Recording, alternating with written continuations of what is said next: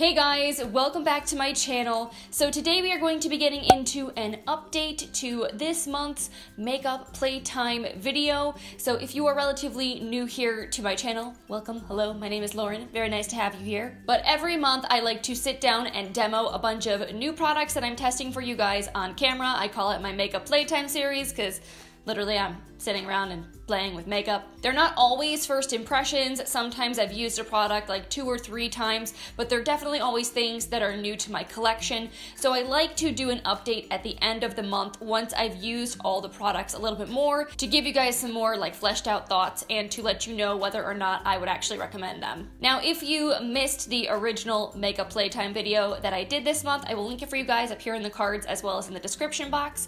That way you can go check it out, or you can stop watching this video now and go watch that one first if you actually want to see all these products demoed and see how they applied. But if that's old news to you and you're just ready to hear my thoughts, we're about to get into it. So it just kind of worked out when I was filming my makeup playtime this month that my Boxycharm had come in the mail like the day I was planning on filming that video. So I decided it might be fun to actually try out all the products that I received in my Boxycharm as part of that video. I don't really do dedicated Boxycharm unboxings or reviews on my channel anymore, mostly because I feel like they never really got a lot of views. I think the whole internet is saturated with a lot of people that do subscription box unboxings, so I just kind of felt like people were sick of seeing the boxes by the time they saw mine. I always get my box, I feel like, kind of late in the month. The only one I still do is Boxy Luxe, because that one is a little bit more interesting. So I just thought it might be nice, because I don't really showcase Boxycharm products necessarily on my channel that much, to include them this time around. So the first product that I was sent to my Boxycharm that I used in makeup playtime this month is the Touch in Sol No Problem Primer. This is something that has been quite hyped here on the YouTubes, so I was very excited to finally get a chance to test it out myself.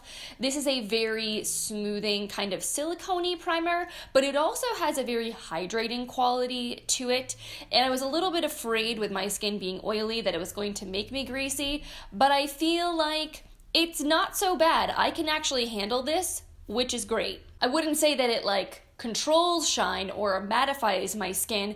I might get like slightly dewier when I'm wearing this as opposed to when I'm wearing a very oil controlling primer, but it didn't really like break my makeup apart and turn me into a greasy hot mess after 2 hours, so I did appreciate that. Now, I am one of those lucky individuals that has very large visible pores all throughout my T-zone, so a pore filling primer is always appealing to me because it helps to make my foundation look a little bit more smooth, a little bit more airbrushed.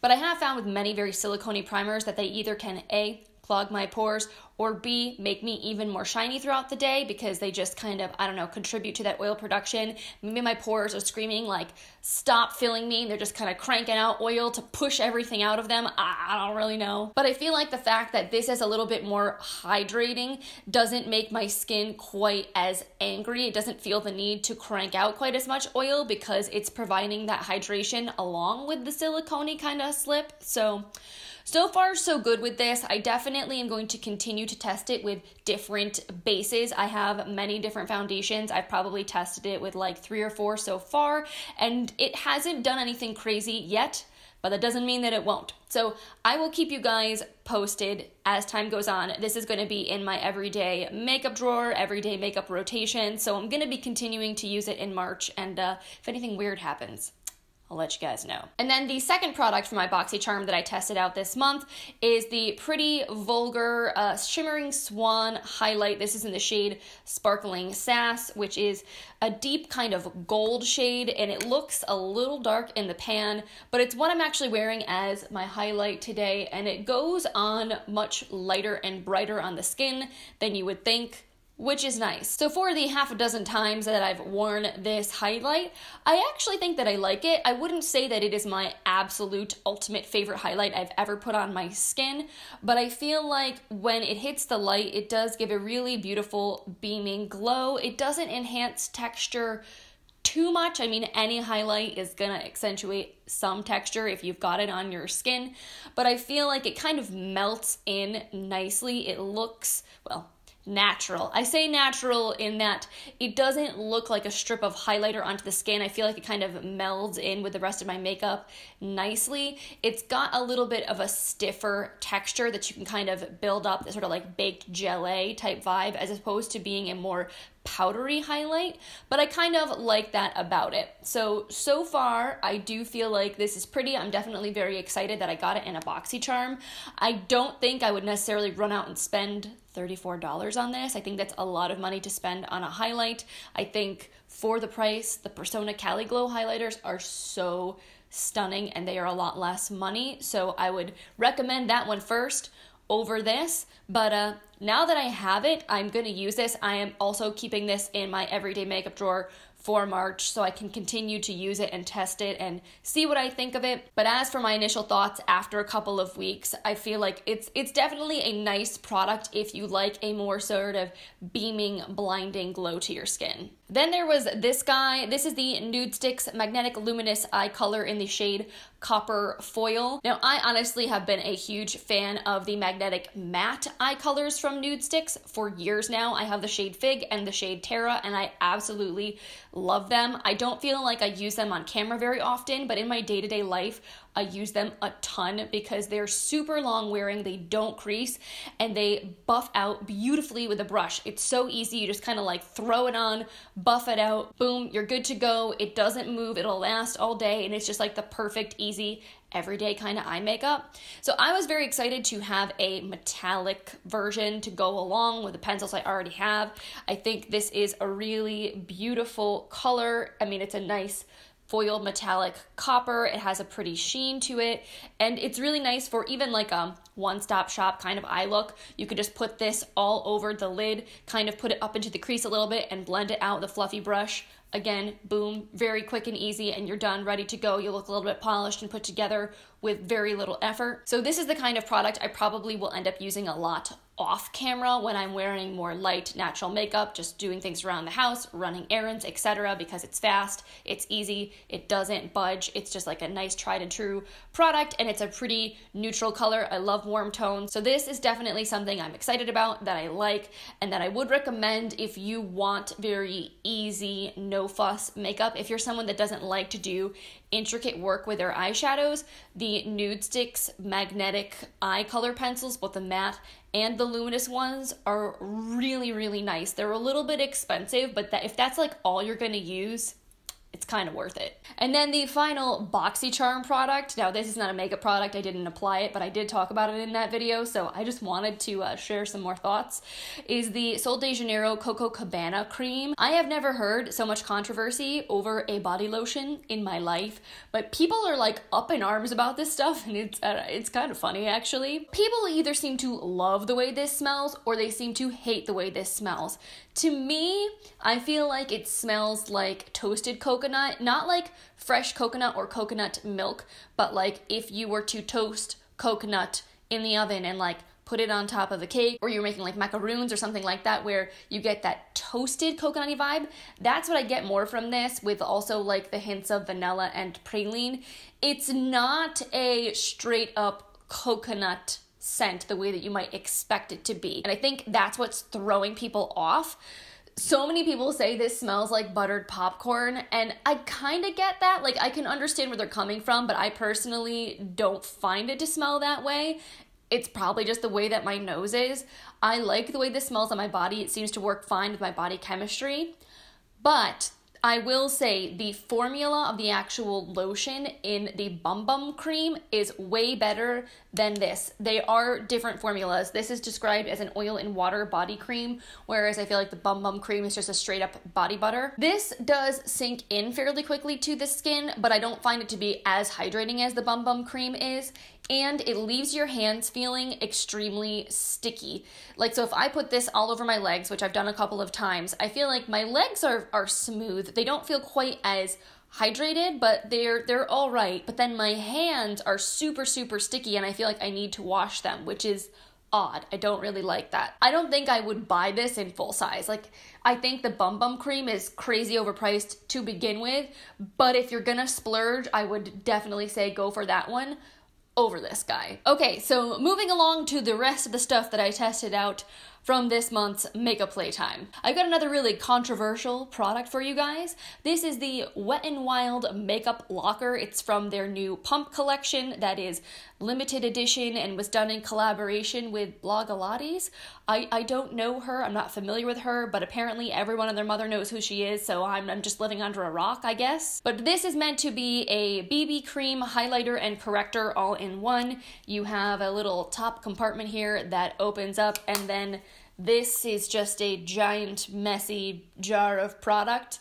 I think this packaging is absolutely terrible. What I would have liked to see them do would have been to put this compartment on the bottom and then have a pump on the top with a cap. Like, that would have made my life so much easier. I feel like everyone else would probably feel the same way. But the product that's inside is actually surprisingly good, and I feel like I'm in the minority of thinking this. I've watched a lot of other reviews on this product, and not many people have liked it. But I actually think for a light coverage tinted moisturizer type product, it's really good, and it's only $9, so the price is really not that terrible. It's like a little up there for Wet n Wild, but I mean, still, any kind of foundation under $10 is not so bad. And I'm gonna be honest, I was not expecting this to work for me. I really picked it up on a whim, and I thought I was gonna look like a greasy hot mess when I wore this because my skin is so oily, and it's a very, very hydrating product.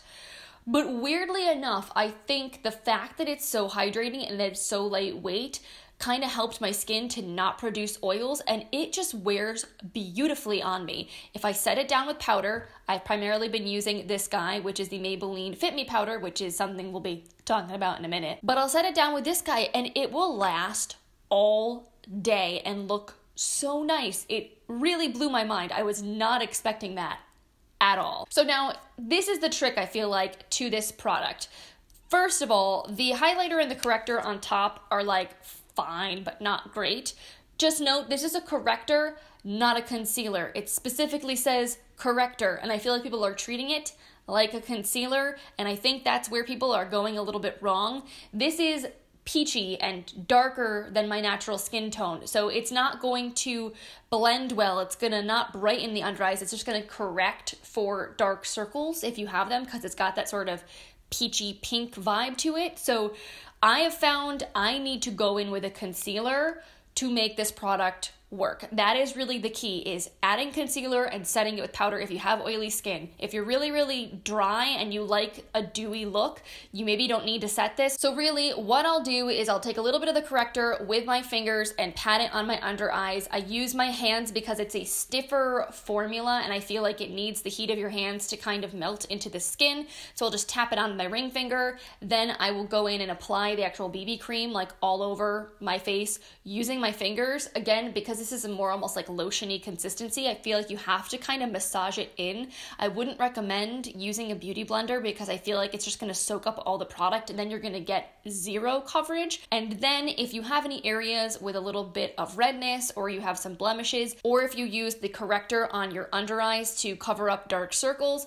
I would go in with a concealer and then maybe use a beauty blender to blend the concealer in, and it all just meshes together so nicely. I've really been liking using this with the Urban Decay Naked Skin Concealer because I feel like that one is just healthy looking. It's got like a nice medium level of coverage that doesn't look too heavy on the skin and works really well with a lighter coverage foundation or BB cream like this one. So basically, long story short, I think this is getting a lot of negative feedback that it doesn't deserve. I just think that people aren't maybe using it correctly, or they have expectations that are unrealistic for a product like this, or they're using it by itself and they're not using it with any kind of other additional concealers, and then they just feel like it's not covering the way they want to, or they're not putting anything over this corrector and it's looking crazy and they're like, this concealer sucks.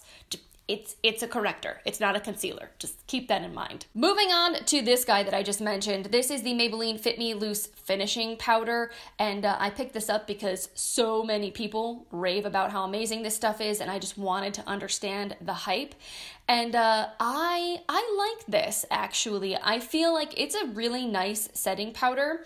It's a little bit thicker in consistency than some other ones I've used. Like, I feel like the Milk Makeup Blur Set and the Cover FX Perfect Finishing Powder are very soft, finely milled powders. And while this one is still soft and it's not like gritty or anything like that, I feel like when you apply it to the skin, it does look just like a little bit thicker, a little bit heavier, and it also provides like a little bit of coverage. So really, for me, this product pairs super nicely with BB creams, with lighter coverage products, because I feel like it's a nice counterbalance. It sets down the makeup, it adds just like a little hint of coverage without looking too heavy on the skin. I don't really feel like I would need this over my super matte full coverage foundations, because it would almost be like a little bit too much. But yeah, it's a setting powder, nothing super revolutionary or exciting, but I like it. I feel like it works, and that's the most important thing. But then something from Maybelline that I am slightly less enthusiastic about is the Tattoo Studio Brow Pomade. So this is essentially like Anastasia Dip Brow, but a more affordable dupe.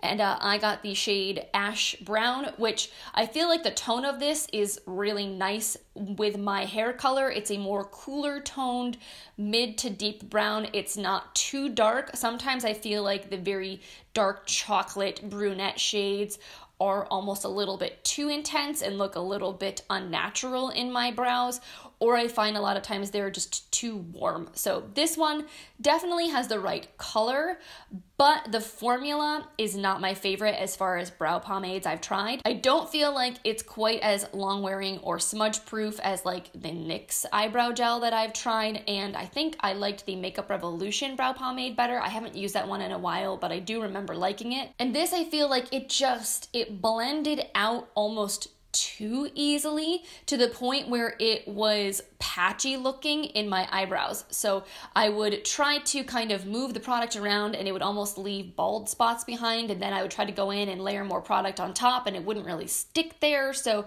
I always just found this to be a little bit challenging to work with, and I never really felt like my eyebrows looked amazing afterwards. This, I feel like if I touched my eyebrows, if I itched it, it would move, it would smudge, and I feel like the whole point of brow pomades is to be like super waterproof, smudge proof, locked in. So, you know, with a name like Tattoo Studio, you're thinking I want brows that are like tattooed on. They are not gonna budge until I take them off at night, and I did not feel like that was the case with this. So kind of super disappointing. Fortunately, it's drugstore, it wasn't that expensive, and I got it for like legitimately a couple dollars. Couponing.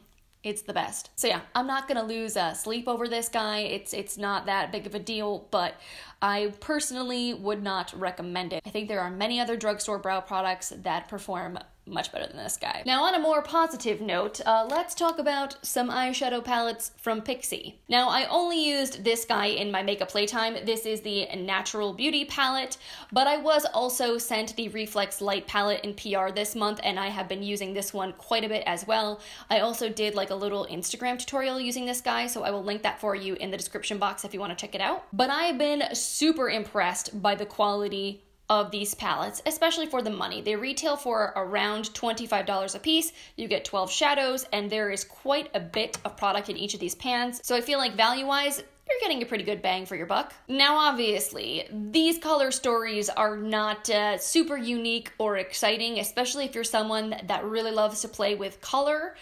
But if you appreciate neutrals, if you want just like easy, everyday wearable makeup that you don't have to think too hard about, I think you would really enjoy these palettes. So let's talk about this guy first, since this is the one that I used in the makeup playtime video. I did also use this in my date night makeup tutorial that I did at the beginning of February, so I will link that for you guys in the cards as well. But this is a really beautiful, cool toned mix of mattes and shimmers. I feel like the matte shades, they are not crazy pigmented. They're very, very soft, and they're very blendable. I feel like these are your ultimate beginner-friendly eyeshadows because they're just so foolproof. They don't go on so crazy pigmented that you have to spend 10 minutes blending it out. You can kind of layer it up and build it up to the intensity that you want. So if you just want like a nice wash of color in the crease or a little deepening up of the outer V, you can reach into these shadows and you can be a little heavy-handed and not totally ruin your makeup. And then the metallic shades in here are just They are so creamy and shiny and beautiful. Like this shade here, it's a little bit crumbly, I will say that much. Like they have a very soft, buttery texture to them, but I would apply them probably, well, you could use a brush, but I feel like if you want to minimize fallout, you may want to go in with your fingers. But just like, look at that shine. It is stunning. So I just feel like you've got a lot to play with here, and you don't really see these cool tones quite as much anymore, so it's kind of nice to have a little change of pace from all of the warm toned goodness. But yeah, you've got your light shades, you've got plenty of options for the lid, you've got a few colors to deepen things up, you have a nice balance of those sort of like nice satiny mattes and the metallic foiled shimmery shades. So this, I think, is an excellent everyday cool neutral palette. If you've been looking for something in this color story, I definitely would recommend it. And then Reflex Light, I feel like, is gonna be a little bit more person specific, whether or not this will have a place in your makeup collection. This is an all metallic palette. Now, the metallic formula from Pixi is amazing, like you guys saw before. I mean, it is crazy pigmented, very, very smooth, buttery on the eyes. It just goes on beautifully, and like the shine of these is, just look at that pigmentation with one swipe swatch.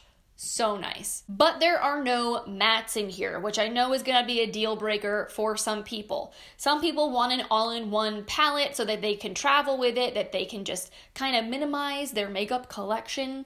So if that is you, this may not be your cup of tea.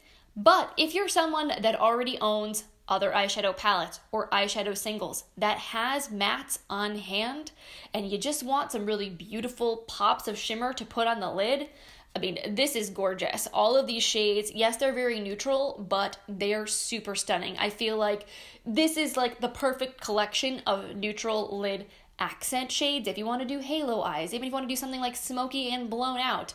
Like there's a lot here to play with, and they're all super gorgeous. So for me, as someone that has a massive makeup collection, I feel like I could actually see myself reaching for these shadows to complement with other palettes that I have. Like for example, the Milani Most Loved Mattes palette. I absolutely adore it. I think it's great.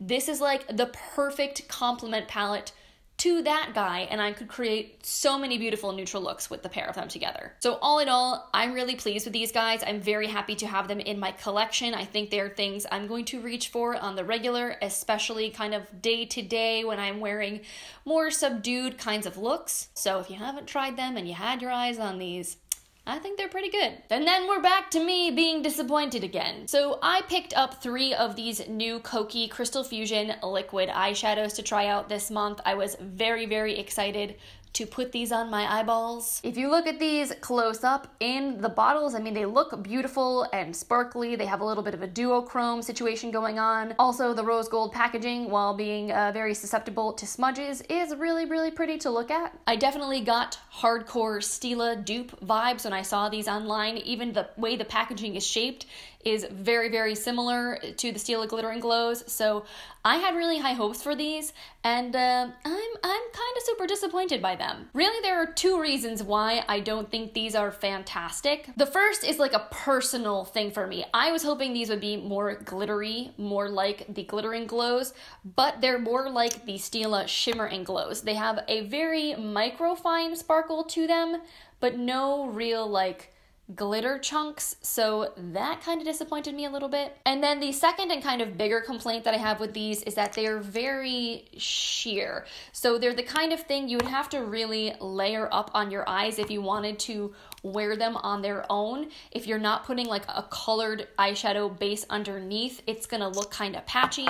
But then at the same time, when you try to layer these guys up, I feel like they get a little bit chunky and they start to flake off a little bit, so that kind of also sucks. I mean, like, theoretically, the colors of these are really beautiful, so I wanted them to work out for me. And, like, they do give a nice sheen, but I just feel like they're not that impressive. So here's a closer up look for you guys.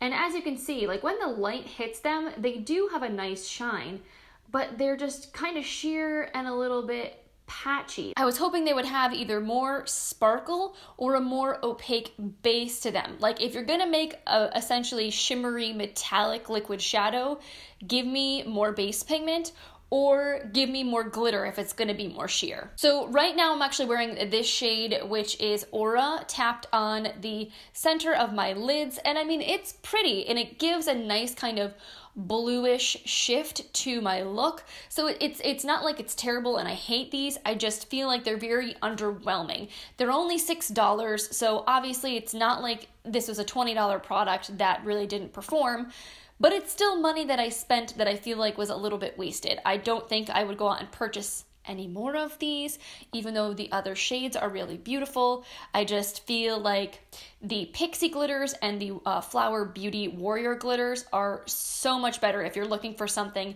at a more budget-friendly price point. So this guy I want to briefly touch on. This is the Lashfood Browfood Clear Brow Enhancing Gel Fix. I got this at Gen Beauty in New York, I think, back in October, and I hadn't used it. So when I was doing my declutter, I kind of rediscovered it, threw it in my everyday makeup drawer, and decided to test it out this month. And this is, again, underwhelming. It's fine, but I don't feel like it has particularly amazing hold. When I go and put this through my brows, I feel like it does kind of help to groom them and keep them in place. But if you touch my eyebrows right now, it feels like I have literally nothing in them. Like I did use this on top of a brow pencil today. And on one hand, it's nice that it's not super crunchy hard the way some other brow gels are. But I feel like, that being said, it's very easy for my brow hairs to kind of get wonky throughout the day, especially if I accidentally touch my eyebrows. So I'm going to continue to use this because I have it. It's fine. I don't think that it is doing anything bad to my eyebrows, and I like that it has more nourishing conditioning ingredients in it. But I would ultimately like to find something that has a little bit more hold, because my eyebrow hairs, while being very fine, are a little bit wild. They like to point in all weird kinds of directions and get all kinds of screwed up, so I feel like I just need something a little bit more heavy duty than this guy. Apparently this is just a month of me being mildly disappointed in makeup, because I also feel similarly sort of meh about this guy. This is the Revlon Volumazing Mascara. I think there will be people out there that will really like this, but those people are not me. I really like a very thick, voluminous appearance to my lashes. I have very, very straight, fine eyelashes, so I need all the help that I can get, especially with my having a lot of lid space. Like, I have pretty big eyes, so my eyelashes can kind of just disappear into my makeup unless I'm wearing mascara that really makes them stand out. And this guy is definitely more on the natural side of things. It has a brush that is similar to the Too Faced Better Than Sex L'Oreal Lash Paradise. It's slightly tapered in the center. It's got kind of more fluffy bristles. And I will say, it does separate your lashes really, really nicely. It's not a very clumpy mascara. It builds nicely on itself.